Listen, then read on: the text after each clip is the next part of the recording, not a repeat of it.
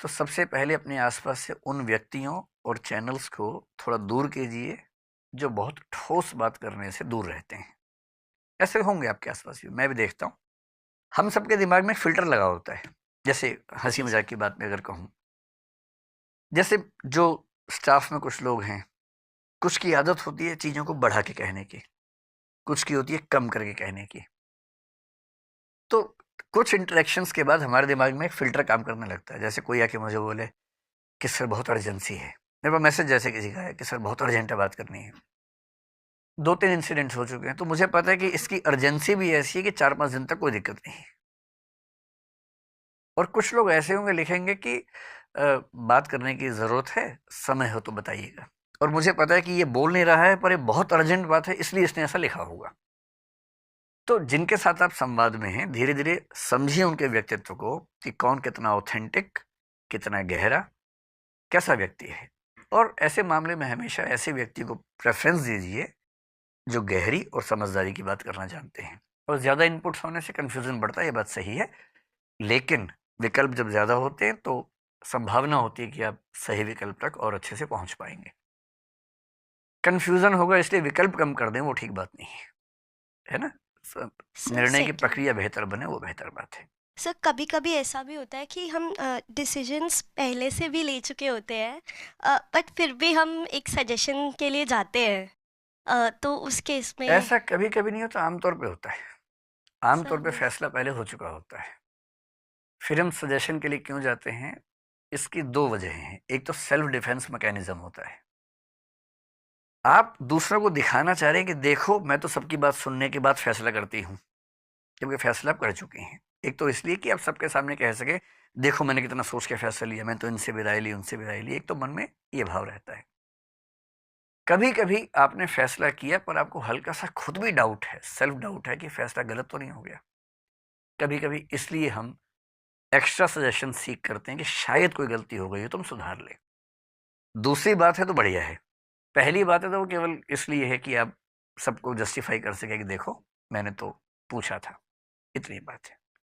ठीक है, बैठिए बैठिए बैठिए। मेरा नाम मदन मोहन है सर। और आपने इमैनुअल कांट की बात की कि उन्होंने जो भी चीज़ें फॉलो की, अपनी ही बुक को उन्होंने खारिज किया और फिर से एक नया सिद्धांत दिया जो भी था। हम भी उसी समय में एक जो दौर है कि हमें बहुत सारे डिसीजन लेने हैं और हम लेना भी चाहते हैं। कई लेते हैं उसमें फेल भी हुए।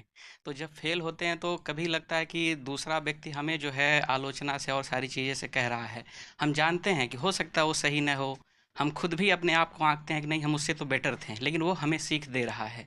लेकिन जब ऐसे डिसीजन 4-5 बार हम फेल हो रहे हैं, एक्सपेरिमेंट हमारा फेल हो रहा है, तो एक समय ऐसा आता है जब हम कहते हैं कि नहीं, हो सकता है हम उसके मुंह पे कह दें कि नहीं तुम गलत हो, मैं सही कर रहा हूँ। लेकिन जब आप अकेले में सोचते हैं तो ये लगता है कि हाँ नहीं, कहीं गलती नहीं हो रही है। तो फिर जब अगली बार हमें क्रांति करनी है, नई लानी है, तो हिम्मत कैसे लाएंगे? और वो डिसीजन कैसे हो कि कैसे परखें कि नहीं यहाँ से था, जो उन्होंने आलोचना की, जो कहा या कुछ लोगों ने सजेशन दिया, हो सकता है कभी 10% आपको तारीफ भी मिल गई, हाँ ठीक है चलो अच्छा किया तुमने। तो वो उस बीच में कैसे आप अपने आप को आगे बढ़ाएं? अगर आपने 4-5 फैसले किए जो गलत साबित हुए, जी। तो पहले तो इस अहंकार से बाहर निकल जाइए कि सबसे अच्छा फैसला मैं ही करता हूँ, है ना? ये हो सकता है कि सच में आप गलती कर रहे हो, यस सर। इनपुट्स कम हो या ऑब्जेक्टिविटी कम हो, ये हो सकता है ना? Yes sir. दूसरा व्यक्ति आपको सलाह दे रहा है लेकिन उसकी भाषा चुभती हुई है, हाँ। तो भाषा को साइड में कर दीजिए, बात को समझ लीजिए। अगर बात में दम है, भाई कोई चुभती हुई भाषा में सलाह दे पर सलाह अच्छी दे, तो भाषा साइड में कर दीजिए, सलाह ले लीजिए। जी। कोई मीठी भाषा में बकवास कर रहा है तो दूर कीजिए, केवल भाषा सुनिए, मस्त रहिए, क्या मतलब है ना? सार सार को वही रखे, वो तो करना ही पड़ेगा ना, सार निकालना पड़ेगा। यस। तो यदि ये 3-4 फैसले गलत हुए तो विनम्रता से मान सकते हैं कि शायद हमने कोई गलती की होगी। और यदि कोई सलाह अच्छी दे रहा है तो उस सलाह का उतना हिस्सा स्वीकार करने में कोई हर्ज भी नहीं है। Yes sir. और लोग क्या कहेंगे इसका बहुत ध्यान मत दीजिए, लेकिन हाँ, अगर कोई अच्छी सलाह है तो बेशक लोग कहें कि देखो इसकी नकल मार ली, कोई बात नहीं, जी। अपना फैसला लेके आगे बढ़िए। और आप कुछ भी करेंगे तो लोग तो कुछ ना कुछ कहेंगे ही कहेंगे। तो बेहतर है कि जो सबसे सही फैसला है वो चुनिए, और लोग क्या कहेंगे मतलब मैं एक तकिया कलाम मेरा है, जी। लोग क्या सोचेंगे, अगर ये भी मैं सोचूंगा तो लोग क्या सोचेंगे, तो उनको सोचने दो। अपना जो ठीक लगता है वो कीजिए। ठीक है, ठीक। बैठिए बैठिए। नमस्कार सर, मेरा नाम रेखा वर्मा है। सर, जैसे कि आपने बताया कि कांट ने अपनी ही पुस्तक को खारिज कर दिया था। आमतौर पर ये माना जाता है कि किसी भी मुद्दे पर या किसी भी बात पर एक स्थिरता सामाजिक साख से जोड़ी जाती है कि ये व्यक्ति विश्वसनीय है, अपनी बात पर अड़िग रहेगा। लेकिन ड्यूरिंग द लाइफ प्रोसेसन हम लोग सोचते हैं वही परिष्करण वाला सिद्धांत कि ये चीज़ ठीक है, अनुभव से गलत मिली है, आगे इसको और बेहतर करते हैं। और अगर ये ऐसा बार बार हो रहा है तो क्या उस सामाजिक साख को हम कैसे काउंटर करें? मैंने पहले ही कहा था कि पर्सनल रिलेशंस में ये बात लागू नहीं होती है। मैं सामाजिक संबंधों के हाँ, संदर्भ में मैं बात कर रही उसी की बात कर रहा हूँ। संबंधों के मामले में यदि आप बार बार खारिज कर रहे हैं तो इसमें सच में ये खतरा है कि आपको एक सही व्यक्ति के रूप में ना देखा जाए, क्योंकि बचपन की बात अलग है, मैच्योर होने के बाद जब आप संबंध अपने चुनते हैं तो ये अपेक्षा की जाती है कि आपने सोच समझ के चुना होगा।